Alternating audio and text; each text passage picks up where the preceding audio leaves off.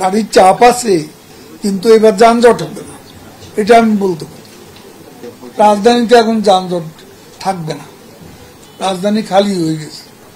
আপনি কোথায় যে দিনের আলোতে রাতের অন্ধকার, আরে আন্তর্জাতিক সম্পাদক দেখেন কি ব্যবস্থা নেওয়া হয়েছে, এটা আপনারা জানেন। কারণ আমরা তো ঘরের ভিতর করছি, কিন্তু এনে সাংবাদিক জন্য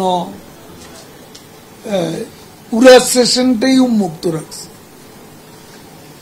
যে যা বলেছে সবই আপনারা পেয়েছে, এবং যে সিদ্ধান্ত হয়েছে বিআরটিএতে, সেই সিদ্ধান্ত কিন্তু ওখানে পরিষ্কার ভাবে আপনাদের সামনে বললাম।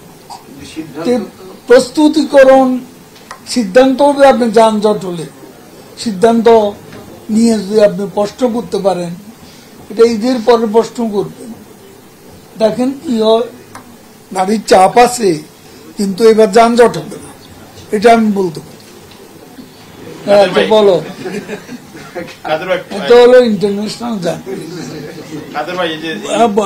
জার্নালিস্ট উইদাউট বর্ডার, সব কোথার থেকে কই যায়। এখন ঈদ উপলক্ষে আমরা একেবারে যে পয়েন্টটা সবচেয়ে ভয়াবহ, সেই পয়েন্টে গত ঈদেও কোনো যানজট হয়নি, এবং এবারও গাজীপুরে আমরা 7টা ফ্লাইওভার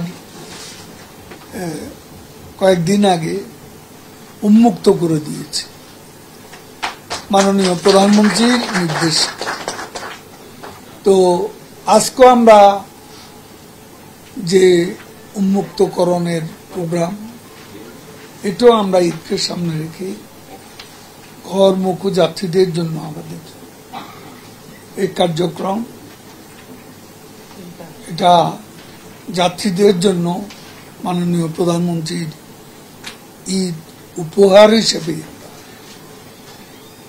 এটা উন্মুক্তকরণ করছে। দুর্ঘটনা বা আপনার ঈদ যাত্রা নিয়ে কি কি ব্যবস্থা নেওয়া হয়েছে?